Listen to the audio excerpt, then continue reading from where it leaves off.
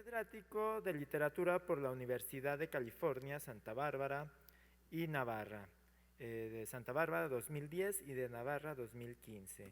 Cursó su licenciatura en Filología Hispánica en la Universidad de Salamanca 1986 y se doctoró en la de Navarra en 1992. En esta última ejerce la docencia y de modo regular, aunque también ha sido profesor visitante en las universidades de Yaguajarla, Nehru en la India, de Piura en Perú, Kioto en Japón, Toulouse-Le Marais en Francia y California, Santa Bárbara. Esto en los años 2001, 2007 y 2012. Ha impartido conferencias y cursos en varios países de Europa, América del Norte y del Sur, también en Asia. Sugasti ha publicado unos cuantos libros, en su mayoría ediciones críticas de textos áureos y más de 160 artículos. En ellos se ha ocupado principalmente de autores como Tirso de Molina, Calderón de la Barca, Cervantes, Lope de Vega, Vélez de Guevara, Agustín Moreto, Alonso Ramón, Juan Cortés de Tolosa, el Padre Isla y más. Otros temas de su interés han sido la cuentística medieval y la presencia de América y lo americano en las letras españolas, con trabajos sobre Lorenzo de Llamosas, Sor Juana Inés de la Cruz, Juan de Palafox y Mendoza, Ordóñez de Ceballos, el Inca Garcilaso de la Vega y César Vallejo. Es coordinador y fundador del Trivium, grupo de investigación sobre teatro, literatura y cultura visual de la Universidad de Navarra, grupo en el que se desempeña como investigador principal de varios proyectos sobre teatro áureo. Dirige la colección de literatura hispánica de EUNSA, Ediciones Universidad de Navarra. Es miembro del consejo editorial de varias revistas académicas de ámbito internacional, así como investigador asociado del Instituto Riva Agüero en Perú. En 2018 fundó la Red de Investigadores sobre Patrimonio Cultural Iberoamericano. Asimismo, ha hecho sus pininos como actor con la compañía de teatro semiprofesional La Contrayerba. Sin más que decir, a continuación, la conferencia Hernán Cortés al tablado, o de cómo el teatro corrige la historia, a cargo de Miguel Sugasti. Bien, buenas tardes. Nobleza obliga, y entonces tengo que empezar por expresar mi agradecimiento más sentido y más sincero al Museo Iconográfico del Quijote y a las entidades coorganizadoras de este evento, el Gobierno de Guanajuato, la Universidad de Guanajuato, el Centro de Estudios Cervantinos y la Fundación Cervantina. Pero claro, estas instituciones se mueven por acción de las personas, y entre las personas individualizadas, pues quiero mencionar a don Onofre Sánchez Menchero, por supuesto Christian Diverger, merced al cual creo que estoy aquí, hace unos bastantes años que nos une una estrecha amistad colegial, académica, y también este apoyo que hemos recibido aquí todos los conferenciantes antes casi de aterrizar, ¿no? O bastante antes, Ángela González Castorena, Casandra Solís, y que me perdonen el resto de gente que no retengo en la memoria. Dicho esto, voy a comenzar a disertar sobre el título que tienen ustedes delante. Y es que a 500 años exactos de la caída de México Tenochtitlan, bajo las huestes de Hernán Cortés, cabe preguntarse qué incidencia tuvo un hecho tan decisivo como fue la conquista en el teatro español del siglo de oro. Observamos que los escenarios del siglo XVI apenas prestaron atención al suceso, y solo encuentro dos breves referencias en piezas como el Auto de las Cortes de la Muerte, de Carvajal y Hurtado de Toledo, y la Danza para el Santísimo Sacramento. Es una danza de Corpus Christi del padre Juan Bonifacio. El siglo XVII se muestra más receptivo a la presencia del tema de la conquista de América, no ya solo de México, sino de América en general, en los tablados. Gracias sobre todo al impulso de Lope de Vega, quien fue secundado por dramaturgos de la talla de Tirso de Molina, Calderón de la Barca o Vélez de Guevara, y también Miguel de Cervantes. Sin embargo, ninguno de ellos recrea por extenso la hazaña de Hernán Cortés, asunto que sí subirá a las tablas Enríquez Gómez. Y antes de empezar a repasar o a mencionar, ¿no?, a enlistar los títulos cortesianos en el teatro cortesiano, quiero mencionar la aparición ocasional, muy de soslayo, muy lateral, del personaje de Hernán Cortés en estos tres títulos que están viendo. La mayor desgracia de Carlos V, de Luis Vélez de Guevara, que la comedia versa, esa mayor desgracia fue el fracaso de la toma de Argel en 1541. Sabemos positivamente que Cortés estuvo en esa campaña y que asumió parte del desastre bélico. El número 2 es Todo es dar una cosa, de Tirso de Molina, que es la primera parte de una trilogía que Tirso de Molina, fraile de la Orden de la Merced, dedicó a la conquista del Perú. Y entonces en la primera parte, que es una especie de preparación de la conquista, todavía estamos en España, Francisco Pizarro, que es el protagonista número 1, se cruza en una escena con Hernán Cortés y se incide mucho en los lazos familiares que les unen a ambos, insistiendo que eran primos. La segunda, o la última en la serie, es segunda parte de la Santa Juana, también Tirso de Molina. Esta es una comedia de santos sobre una santa de la castellana, Santa Juana de la Cruz. Por cierto, que se la ha confundido bastantes veces con Sor Juana Inés de la Cruz, nada que ver.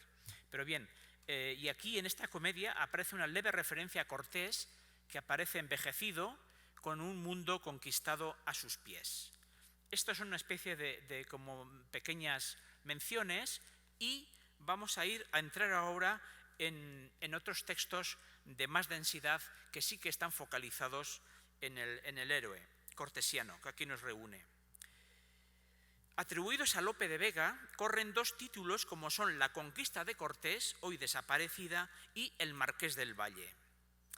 Esta última comedia se cita en bastantes de los catálogos que van enlistando las comedias en el acervo español, Medel del Castillo, García de la Huerta, Barrera y Lirado, etc.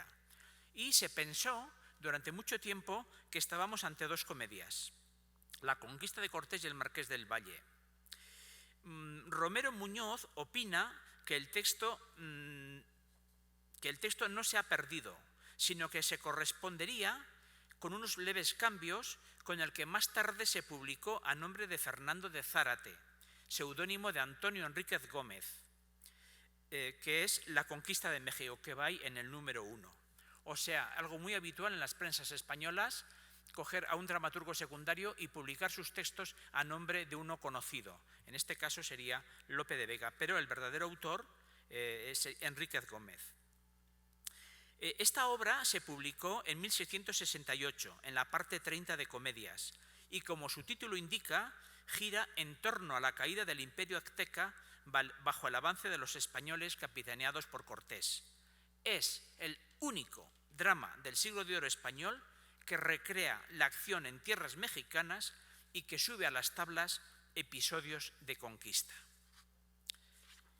He mencionado que se había publicado esta comedia por primera vez, la Princeps, la primera edición, en 1668. Ese mismo año, en esa misma parte 30, el teatro español se acostumbraba a publicar en partes, que eran grupos de docenas, en docenas. De la 1 a la... hay muchísimas, llamamos partes adocenadas. Bien, en esa misma parte 30 de 1668 apareció El valeroso español y primero de su casa, de Gaspar de Ávila. Obra, ahí lo ven, que también se le conoció con otro título de La sentencia sin firma. Tenemos un caso muy similar al que hemos mencionado de Lope de Vega. El mismo texto con dos títulos diferentes, además con pocas concomitancias, y ha dado lugar que si no has leído, si no has enfrentado los dos títulos, puedes pensar perfectamente que estás ante dos obras diferentes, pero no es así.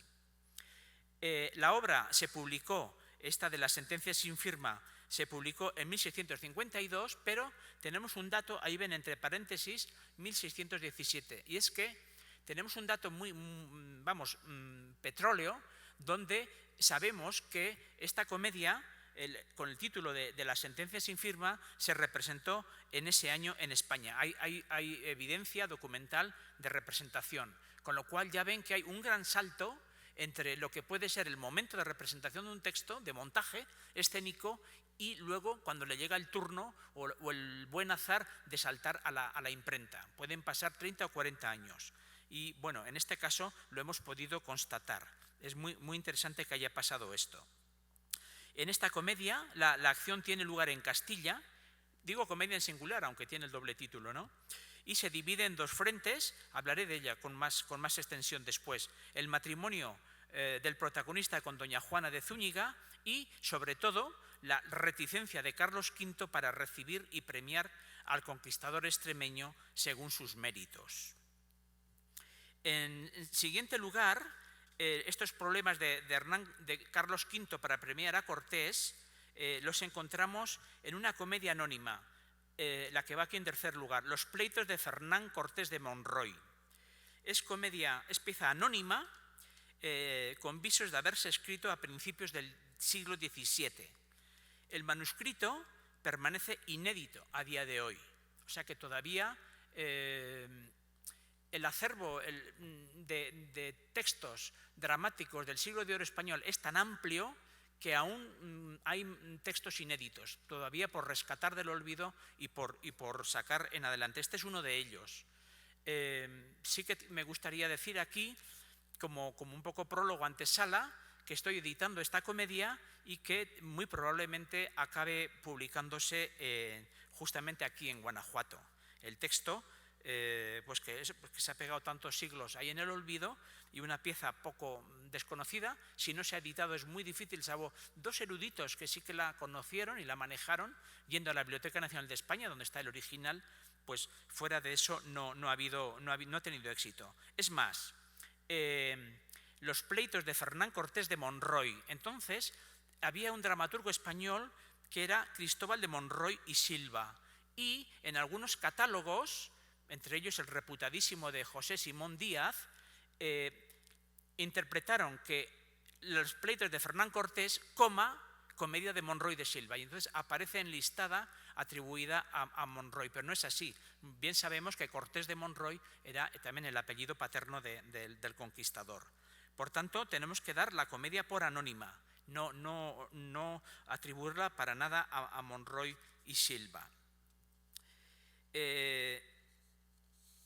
Estamos también en condiciones de asegurar en este momento, gracias a la lectura que hemos podido hacer del texto, que esta comedia es el antecedente, digamos, no revelado hasta ahora, de una comedia posterior del siglo XVIII, de José de Cañizares. Solo lo digo de pasada porque no me voy a extender yo al siglo XVIII, me voy a quedar en el XVII, que se titula El pleito de Hernán Cortés con Pánfilo de Narváez. Entonces, los estudiosos del teatro cortesiano que conocen el pleito de Cortés con Pánfilo de Narváez, pues ahora ya podemos anticipar, adelantar, que esta comedia es prácticamente una copia a la letra, una adaptación, si quieren, plagio de la anónima del número 3, de Los pleitos de Fernán Cortés. En otro momento también mencionaré las conexiones que hay entre esta comedia y La sentencia sin firma. Y tenemos un último ítem, también sorprende la desatención crítica, con un auto sacramental que se titula El Divino Cortés, que igual que el anterior, ya ven ahí los ítems 3 y 4, son anónimos y permanecen inéditos todavía. Este auto sacramental es bastante sorprendente. Encontramos que el Divino Cortés es prefiguración de Cristo. Aquí Cupido sale vestido de indio muy galán, con aljaba y arco, y ahí somete a Soberbia y Satanás, que salen también vestidos de indios malvados. En el auto se entonan areitos, cantos de los aborígenes, cuya misión es ganar la voluntad del alma, la cual será rescatada del pecado por el Divino Cortés. En fin, en la apoteosis, en el sacramento de la Eucaristía, surge como cauce necesario para llegar a la salvación del alma, o sea, el hombre, por mediación de esa alegoría que hace una simbiosis entre Cristo y Cortés. Este tipo de conexiones, de simbiosis, que nos pueden sorprender un poco en el siglo XXI, no son tan sorprendentes.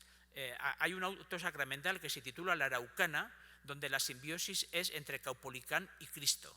Caupolicán muere empalado, igual que Cristo muere en la cruz, que es un tronco, un árbol, un palo. En fin, esto era muy habitual en la literatura barroca, jugar este tipo de analogías. Si avanzaré, o sea, en esto nos quedamos, estos 4 ítems que ven delante, con esto tenemos la presencia de Cortés en el teatro español del siglo de oro, y vean que los 3 y 4 todavía siguen inéditos, o sea que hay bastante trabajo por hacer todavía.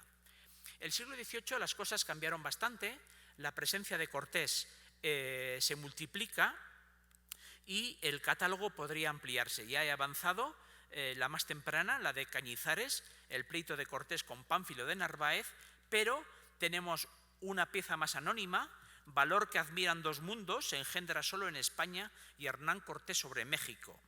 Después de Agustín Cordero, tenemos Hernán Cortés triunfante en Tlaxcala. De Bernardo García tenemos una tragedia que es Hernán Cortés. Y luego destaca un dramaturgo, Fermín del Rey, que tiene nada más y nada menos que una trilogía.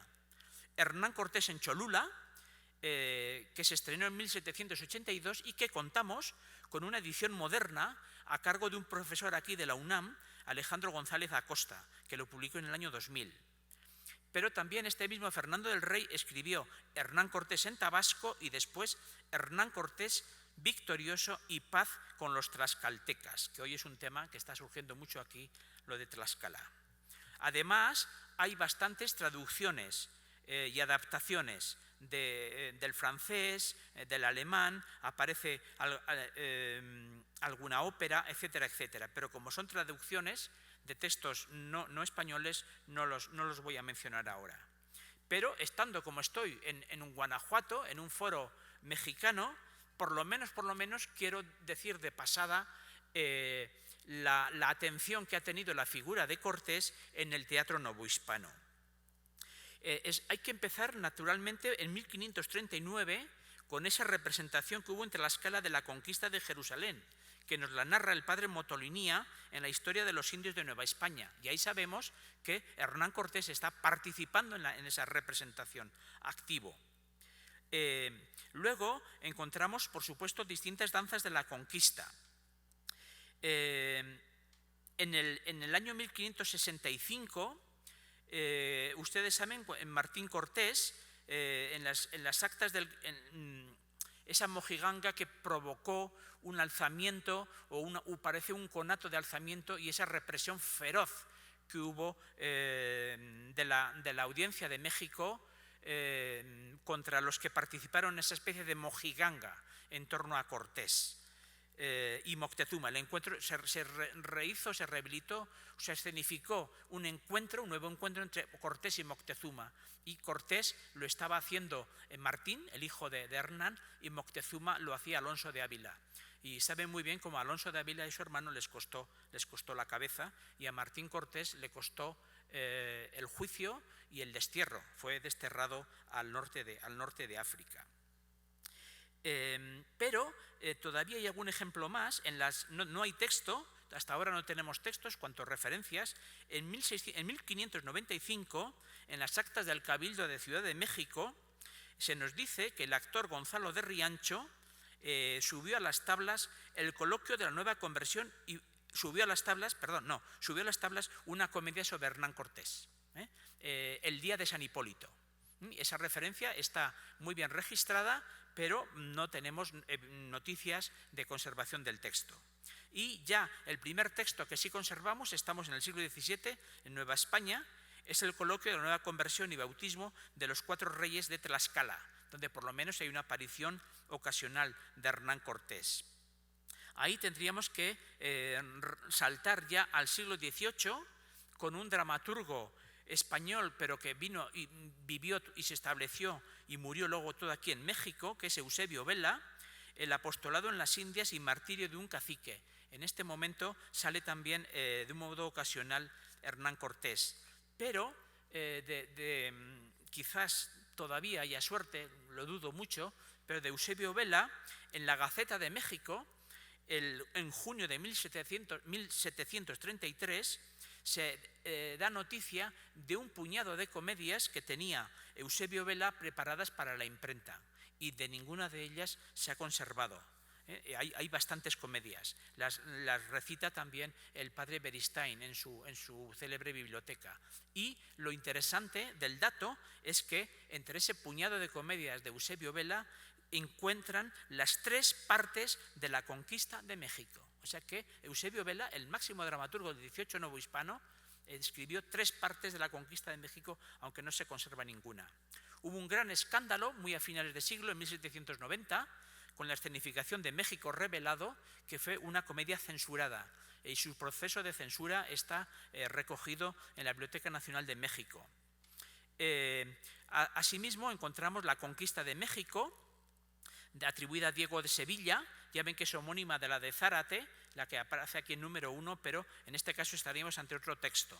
Y un descubrimiento, un hallazgo, un rescate que se hizo en 2019 por un colega mexicano, Alberto Pérez Amador, que sacó del olvido y ha publicado en el Fondo de Cultura Económica, cuando todavía se podían publicar textos ahí, La conquista de México por Carlos V. Y es, digamos, el último aporte que hay de las tablas, al mundo de las tablas, al asunto cortesiano. Antes de entrar en la materia que a mí me corresponde, quería, sobre los 2 textos anónimos que tienen ahí, el 3 y el 4, quería mencionar algo sobre ese binomio, esa dualidad, ese pulso constante que hay entre poesía e historia, que de un modo lo he dejado anticipado en el título de la ponencia. Y es que desde muy antiguo hay un debate entre si el teatro o el drama está traicionando a la historia, si está falseando los textos o qué está pasando ahí. Y realmente ese es un debate academicista, purista, que en modo alguno afecta ni a los dramaturgos ni a los teorizadores del teatro, ni a los teóricos del teatro. Yo tengo muy claro, aquí se ha hablado algo antes de la novela histórica, que yo tengo muy claro que cuando hablamos de drama histórico o de comedia histórica, como tal dice el sintagma, drama o comedia es el sustantivo, esto es, lo sustantivo, lo principal tiene que ser lo dramático o lo cómico. Y cuando le ponemos el adjetivo histórico, adjetivo tiene que ser también, es lo secundario, está sometido, está subsidiario a las normas intrínsecas del drama o de la pieza teatral. Y esto lo tenían muy claro, pero desde hace siglos y siglos y siglos. Un tal Aristóteles, ¿verdad?, que nos suena a todos, se pronunció en su poética claramente a este respecto. Y Aristóteles, cuyo juicio influyó tantísimo todavía en el 17, dijo: no corresponde al poeta decir lo que ha sucedido, sino lo que podría suceder. Esto es, lo posible según la verosimilitud o la necesidad. Dice, el historiador y el poeta no se diferencian por decir las cosas en verso o en prosa. La diferencia está en que uno dice lo que ha sucedido y el otro lo que podría suceder. Por eso, también la poesía es más filosófica y elevada que la historia, pues la poesía dice más bien lo general y la historia lo particular. Poesía aquí es equivalente a drama o comedia. Realmente la influencia de Aristóteles produjo una gran, digamos, recepción en los teóricos del siglo de oro.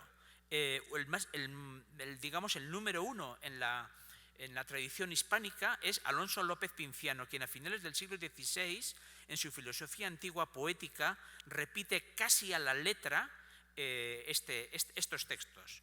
La verdad es que voy a omitir su cita porque es más interesante que vayamos después a las comedias. El caso es que López Pinciano se inclina en esa misma línea. Si quieren, la referencia está en las epístolas 4 y 5, está hablando de esto por extenso, Francisco Cascales, digamos, va en la misma línea, y todos ellos insisten, remarcan la idea de que lo esencial no es el grado de veracidad que tiene el drama, de correlación con la historia, cuanto el grado de verosimilitud. Eso sí, ese es el caballo de batalla es ese. La obra tiene que ser verosímil, no necesariamente verídica. Y el teatro, la poesía, tiene toda la capacidad, todo el derecho, puede y debe modificar la historia a conveniencia del poeta o dramaturgo. Lo mismo encontramos en Luis Alfonso de Carvalho, en Cisne de Apolo. Esto aparecerá en la publicación, pero se me hace largo ir citándolo ahora en la oralidad. El último de los grandes teóricos del teatro en el siglo XVII, Francisco Antonio de Bances Candamo, en el Teatro de los Teatros, defiende la misma idea. O sea que desde el XVI hasta el XVII Aristóteles está absolutamente revitalizado y releído. Y sí que voy a citar dos líneas de Bances Candamo. Insisto, Teatro de los Teatros. La poesía enmienda a la historia, nos dice, porque ésta pinta los sucesos como son, pero aquella los pone como debían ser. O la poesía llega después de la historia y, imitándola, la enmienda, porque aquella posee los sucesos como son y ésta los exorna como debían ser, añadiéndoles perfección. O sea que el teatro, la poesía, perfecciona la historia, la manipula en el sentido literal, trabajada con mano de artista, y la somete a las leyes dramatúrgicas. El dramaturgo no es un cronista, no es un historiador. Y estamos viendo a varios teóricos, varios clasicistas, pero podríamos enlistar cantidad de referencias también de los dramaturgos. Lope de Vega repite en varias ocasiones la libertad del poeta a la hora de escribir. Tiene varios textos en la dedicatoria a la primera parte de Don Juan de Castro, también en la dedicatoria al Serafín Humano, en la dedicatoria a la Campana de Aragón. Fíjense lo que dice aquí. La fuerza de las historias representada es tanto mayor que leída. Cuánta diferencia se advierte de la verdad a la pintura y del original al retrato. Porque en un cuadro están las figuras mudas y en una sola acción las personas, y en la comedia hablando y discurriendo. Claro, un dramaturgo profesional como Lope de Vega habla a pro de la dramatización de esos episodios. Calderón de la Barca, que escribió una comedia sobre asunto americano, El Aurora en Copacabana, de tema peruano, le hace decir a uno de sus personajes: y pues no son estas cosas para dichas tan de paso, remitamos a la historia que lo escriba y vamos a lo que hoy toca, a la obligación mía. O sea, dejamos estas cosas para la historia y vamos a lo que a nosotros nos toca, dramatizar, representar una acción. Y está representando hechos históricos, como fue el asalto al Cuzco de los incas y la defensa de Fernando Pizarro, de Manco Cápac, Manco II, Manco Cápac. Está dramatizando ese episodio, entonces, Calderón de la Barca, con la aparición milagrosa de la Virgen que, dio a favor de los españoles el resultado de esa batalla.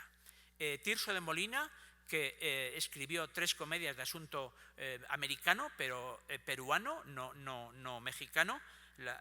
Los pizarros, cuando discuten unos tertulianos, después de ver las comedias, hay unos tertulianos que comentan qué les ha parecido. Y cuando discuten que parece que se falsea un poco la historia, etcétera, contesta uno: como si la licencia de Apolo se estrechase a la recolección histórica y no pudiese fabricar sobre cimientos de personas verdaderas arquitecturas del ingenio fingidas.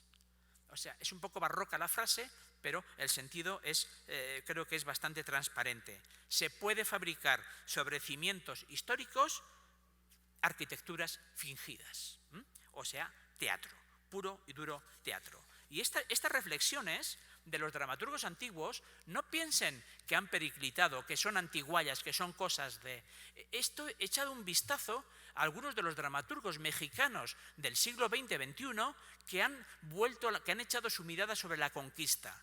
Por ejemplo, Rodolfo Usigli, en Corona de Sombra, afirma: el primer elemento que debe regir es la imaginación, no la historia. La historia no puede llenar otra función que la de un simple acento de color, de ambiente o de época. En otras palabras, solo la imaginación permite tratar teatralmente un tema histórico. Lo mismo dice Juan Tobar en un ensayo suyo. Juan Tobar también escribe teatro, pero a la vez es ensayista. En un ensayo suyo, Doble vista, teoría y práctica del drama, repite casi a la letra una de las frases que he citado de Usigli, ¿no?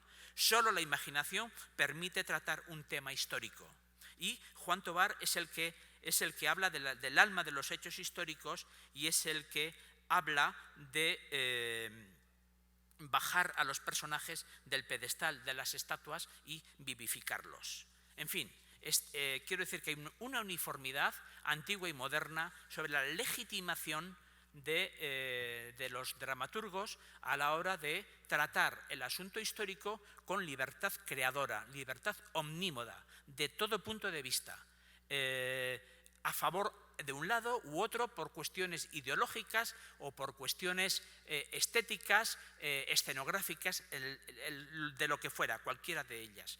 Y insisto en esto porque lo vemos muy bien en la anónima Los pleitos de Hernán Cortés y en el número 3 y en el número 4, en el número 3 Los pleitos de Hernán Cortés y en el número 2 el valeroso español y primero de su casa, por supuesto Hernán Cortés, que abre linaje, ¿no? El primer marqués del Valle, o la sentencia sin firma. Y es que en estos casos la flexibilización de la historia va unida a una cronología maravillosa. De ningún modo podemos leer o podemos atender, leer o presenciar. A lo mejor en Guanajuato hay suerte y se puede presenciar el número 3 aquí el año que viene en el festival, no estoy seguro, se va a intentar. A lo mejor podemos visionar, presenciar ese espectáculo, pero para nada lo tenemos que hacer con un manual de historia o buscando una cronología coherente o buscando digamos, un acatamiento estricto del texto dramático a lo que sería el discurso histórico. Esta obra, Los pleitos de Hernán Cortés, se construye sobre un modelo dramático que funcionó muchísimo y que se utilizó en abundancia en el siglo de oro español, y es el modelo de la próspera y adversa fortuna de un héroe. Se podía escribir en una sola comedia o en una bilogía, en dos comedias, y hay antecedentes muy prestigiosos. Próspera y adversa fortuna de don Álvaro de Luna, próspera y adversa fortuna de don Bernardo Cabrera, etcétera, etcétera. Y en Los pleitos de Hernán Cortés encontramos por completo este movimiento desde la prosperidad, de la próspera fortuna a la adversidad, o lo que podríamos llamar también un giro completo de la rueda de la fortuna. O sea, la fortuna voltaria, que da una vuelta y que de repente estás arriba, en la cresta de tu prestigio, de tu honra, de tu fama, pero la rueda no se detiene y te pone también en la parte baja. Eso se ve en Los pleitos de Cortés de Monroy, se ve con una nitidez absoluta.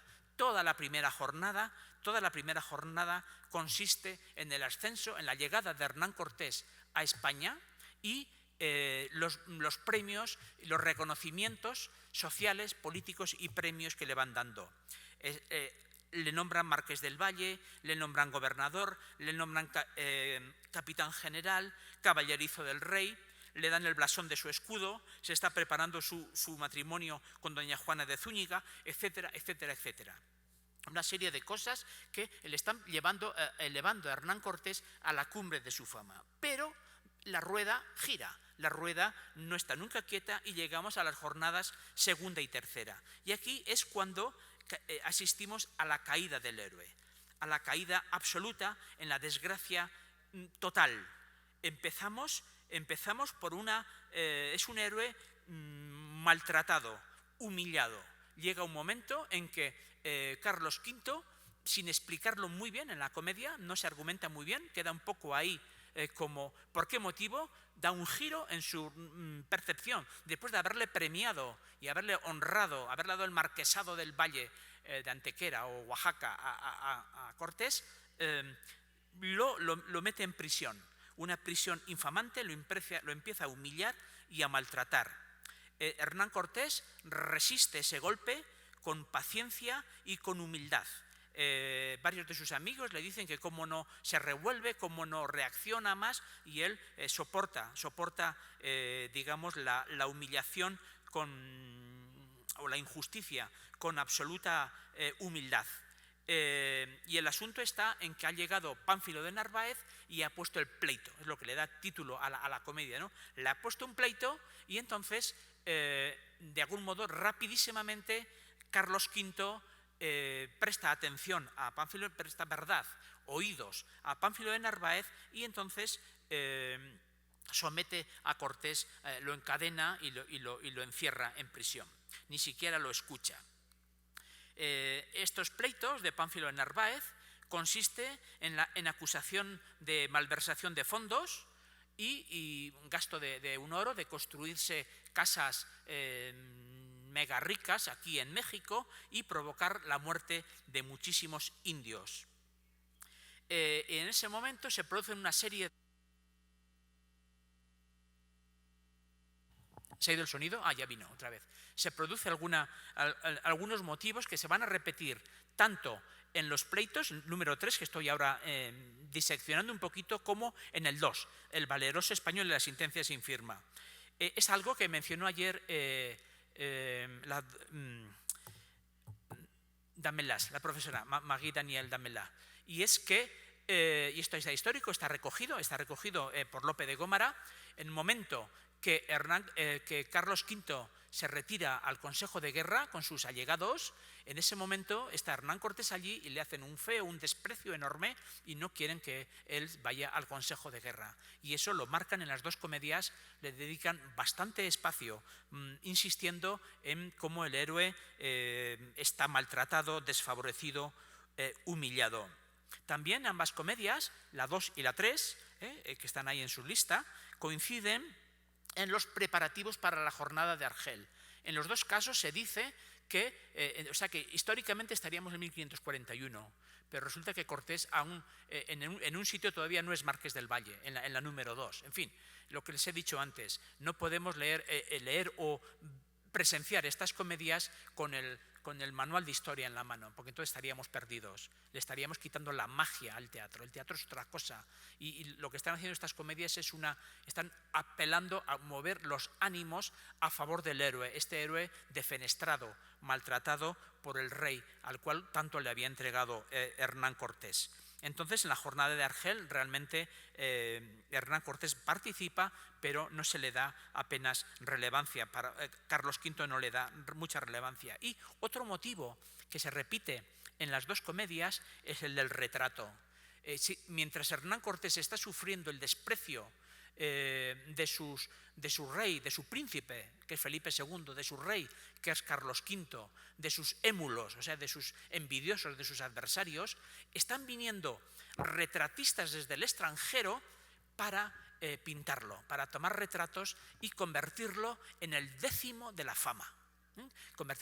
Claro, sabemos que hay también aquí una referencia histórica. Ayer vimos, ayer, el primer retrato de Christoph Boydis de Hernán Cortés, que se conserva perfectamente. Bueno, seguramente lo he pronunciado mal, pero está ahí ese retrato. Entonces, los que vienen a retratarle a Hernán Cortés vienen de Francia y de Venecia, o sea, vienen de fuera, vienen del extranjero, están admirando, están aplaudiendo al conquistador de México, mientras que en España todo es humillarlo y despreciarlo. Hasta que llega un momento, ocurre de modo paralelo en las dos comedias, que ya hay un detonante. Estamos avanzando ya la segunda jornada en ambas comedias, en alguna incluso podemos entrar en la tercera, o sea, todavía no es el desenlace, pero casi, y es cuando sube de grado el ritmo de la comedia, porque es momento exacto en que va a aparecer en acción un romance. A ver si lo cierro. Aquí tienen un romance. En la corte está Cortés del católico Filipe. Bueno, son 80 y pico versos y creo que merece la pena leerlo. En la corte está Cortés del católico Filipe, viejo y cargado de pleitos, que así medra quien bien sirve. El que ganó tantos reinos, tantas batallas felices, calificando su honra por tribunales asiste. El que teñía su espada... A ver si quiere correr. Bueno. Si Rodrigo me echa una mano. Por acá.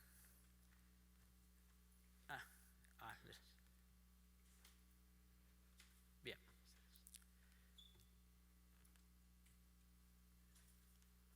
El que teñía su espada solo en sangre, a las que tiñen negra tinta agora teme, que cortan más que no escriben.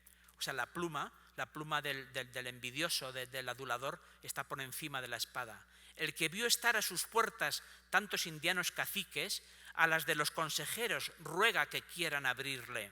El que puso tal invidia que dos mundos se le rinden, en una sala en palacio un cancel se le resiste, porque le prohibieron entrar al consejo. El que entró por 100.000 indios por ser a sus reyes firme, agora la invidia teme que solo intentallo dice. Fíjense, invidia, lo dice clarísimamente.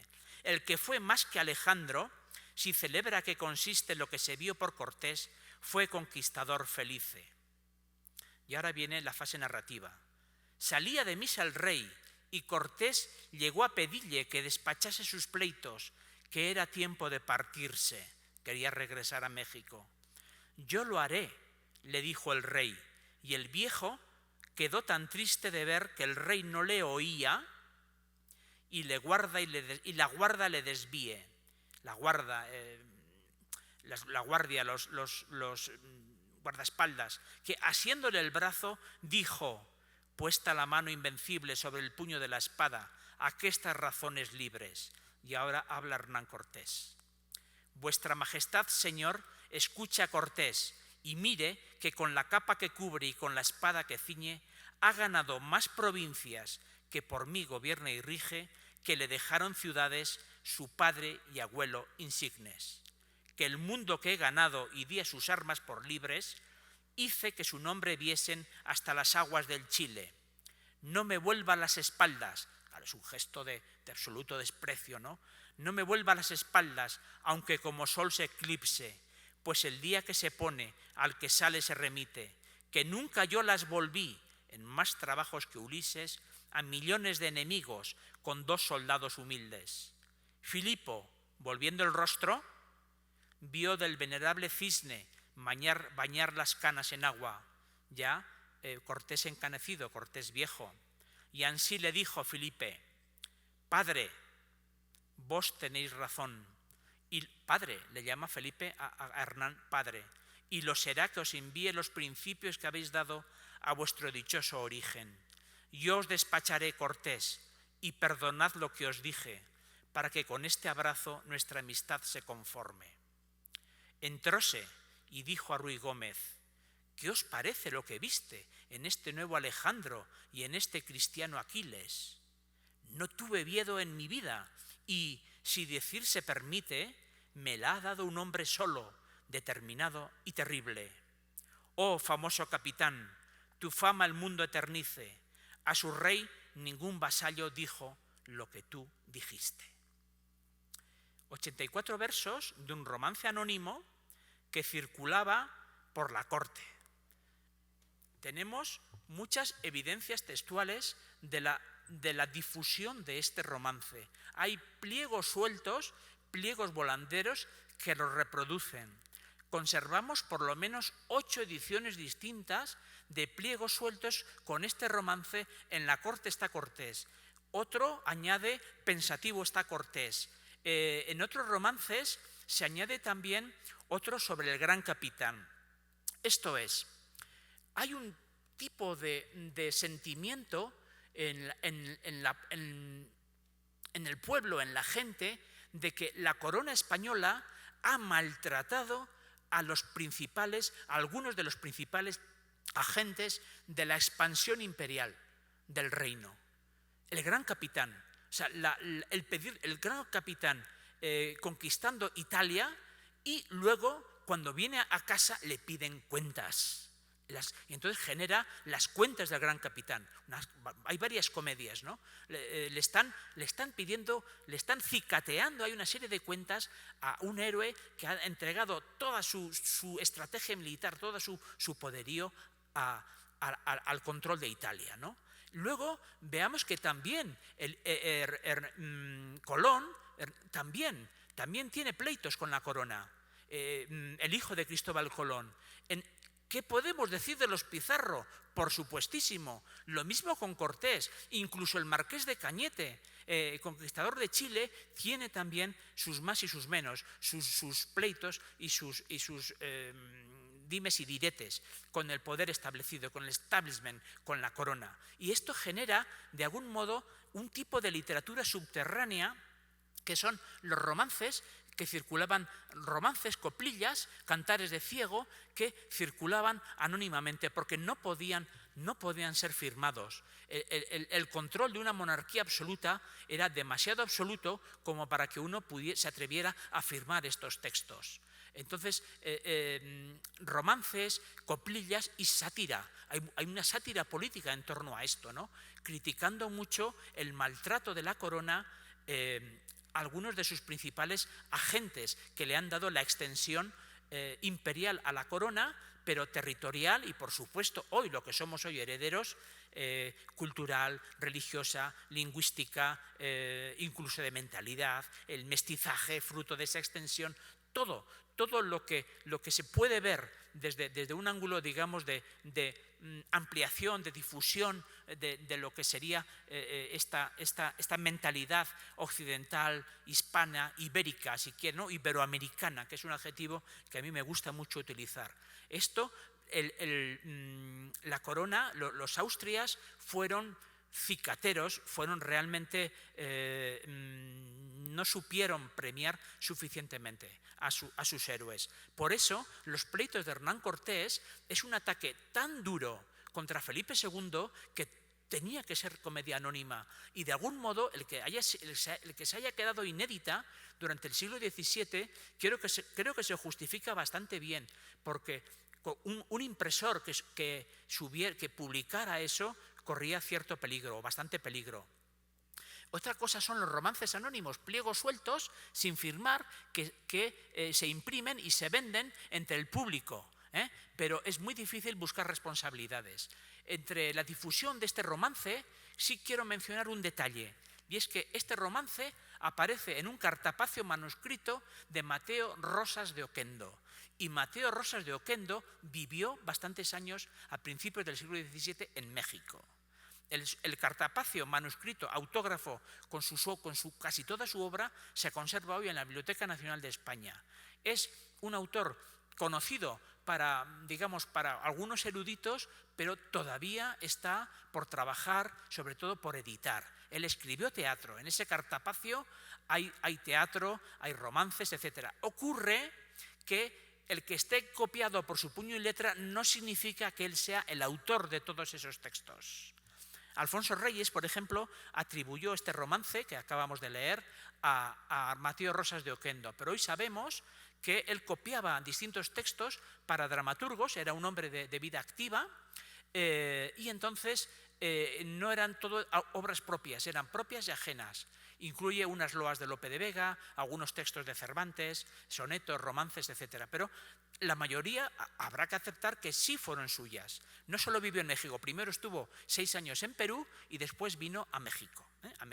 Y es donde en 1512 le perdemos la pista, no sabemos ya dónde paró este señor, pero su manuscrito está en Madrid. Y este romance creo que en absoluto eso es casual, de Hernán Cortés, está en ese cartapacio. Es un ítem más a rescatar. Y ahora querría hacer una lectura un poco comparada para que vean. Les decía que cuando llegábamos al final de la segunda jornada, al principio de la tercera, anticipando el desenlace, el romance es un detonante. Digamos que Hernán Cortés ha estado refrenando, está soportando con paciencia, con humildad, con pobreza, también es muy dadivoso, va dando limosna a unos pobres que aparecen, lleva consigo una indiecita y la está catequizando y la va a bautizar, etcétera, etcétera, mientras soporta todos los agravios, hasta que llega un momento en que digamos que se desborda un poco las aguas, ¿no? Y yo ahora he puesto en paralelo, para que vean cómo funciona. A la izquierda tienen los versos del romance y a la derecha los versos de la comedia. Dice don Juan: su prudencia me ha espantado y solo obando me aflige ver cómo sus hijos pagan, pues hasta los niños dicen, está clarísimo que son coplillas que corren por la calle. En la corte está Cortés del católico Filipe, viejo y cargado de pleitos, que así medra quien bien sirve. Y ahora viene en la dramatización ese momento del romance de la misa, ¿no? Ya sale de misa el rey. Llega, Señor, a decirle que te despache tus pleitos, que es ya tiempo de partirse. Sale el rey Felipe y Ruy Gómez. Dice Filipo. Filipo es Felipe II. Por supuesto, Felipe II era príncipe, y el rey en aquel momento era Carlos V. Pero la historia, decíamos un poco al principio, la poesía corrige a la historia cuando le viene en cana. Dice: es grande su contrición, Ruy Gómez, Dios aquesto le apercibe, pues como Fénix de Arabia quiere en su ser resumirse. Cortés: Señor, de cuya grandeza es bien que el mundo se admire, a su majestad suplico que mis cosas no se olviden. Llevaba ya no sé cuántos años con sus pleitos enquistados, ¿no? Le dice Felipe: yo las veré. Ruy Gómez: aparta un poco. Siempre la importunidad fue con los reyes terrible. Don Gabriel: yo los diré, dijo el rey, y Cortés quedó muy triste en ver que él no le oye y Ruy Gómez le desvíe. Además, no oír no es solamente el hecho de escuchar. Oír tiene también una connotación en el mundo del derecho. Oír una sentencia, oír una súplica, oír una denuncia. Cortés: pecho, el fuego que me abrasa, ¿en qué volcán encendiste? ¿Cómo ya no estoy cansado de andar de Escila a Caribdis?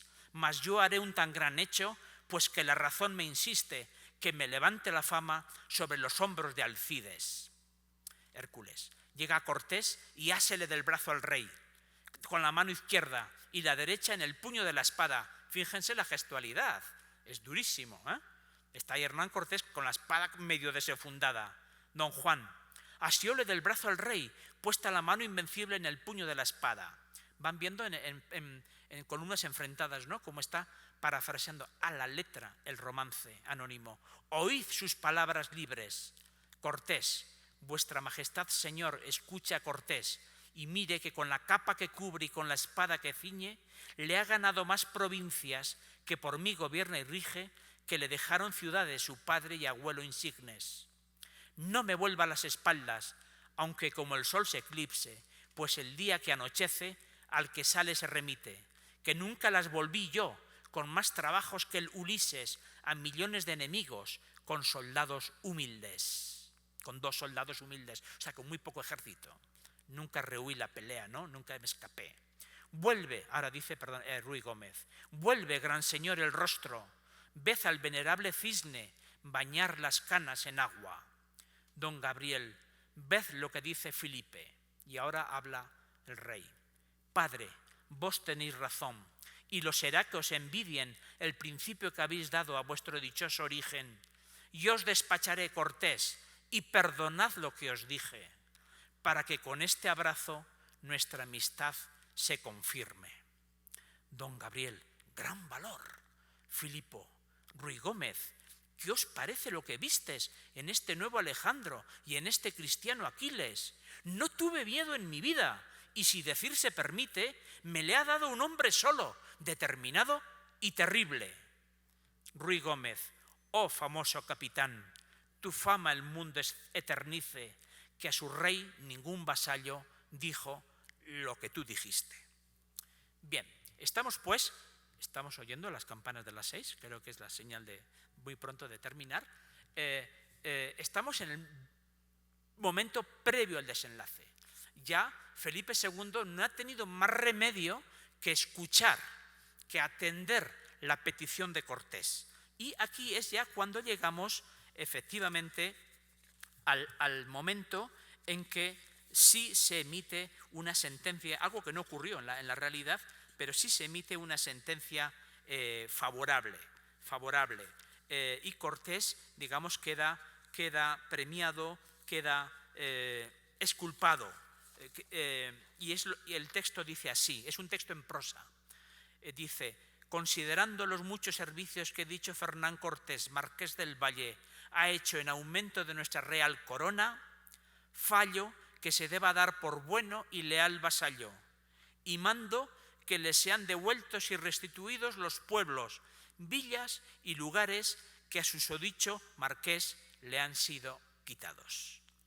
La sentencia se firma simbólicamente el 1 de diciembre de 1547, víspera de la muerte de Cortés, de modo que la comedia termina con la exposición pública del cadáver, llorado por todos y elogiado incluso por el emperador Carlos V.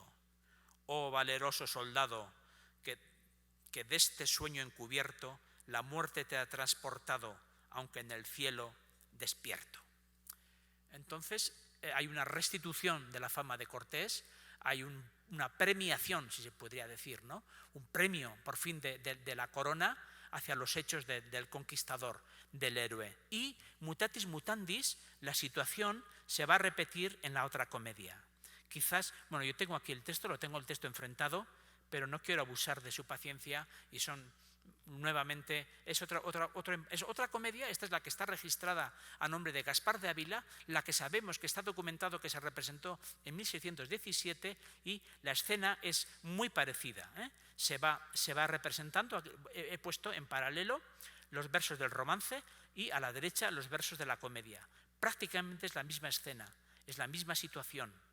La misma situación se va repitiendo, ven los mismos protagonistas, Ruy Gómez, príncipe, aquí es Felipe II, aquí es príncipe, antes estaba también con Carlos V, Cortés, voy preso, sí, vas preso, etcétera, etcétera, hasta que llegamos al final del romance. Y el final de esta comedia es distinto, es un final, aquí ya no muere Cortés, sino que después de recibir los premios, lo que sí se menciona es que por fin, fíjense en qué momento, tan tarde, recibe el título de Marqués del Valle. Esto es muy interesante porque en los versos finales de la comedia se menciona al tercer y al cuarto marqueses del Valle. Y Gaspar de Ávila, sabemos por otra documentación indirecta, no en la comedia, que fue secretario del tercer marqués del Valle. Esto es, aquí se ve una cosa clarísima, lo que podría ser una comedia de encargo, ¿no? Gaspar de Ávila es secretario del Marquesado del Valle, de los marqueses del Valle, y digamos, acicateado por el romance, por la fuerza del romance, por la hablilla popular, se decide a escribir una comedia a favor de ¿quién? El primero de su casa, el primero del linaje Cortés, el primer marqués del Valle. La sentencia sin firma, es el otro doble título, ¿no? Esa sentencia, por fin, a favor en este caso sin firma, a favor de Cortés, que nunca se firmó.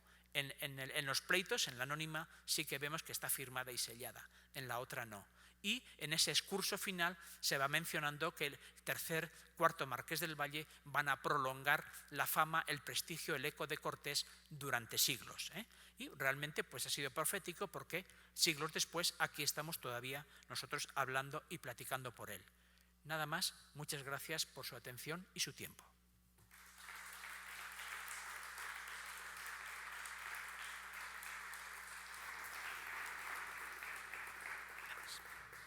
Agradecemos la conferencia de Miguel Sugasti y por supuesto el fragmento dramatizado que hizo a favor de compartirnos.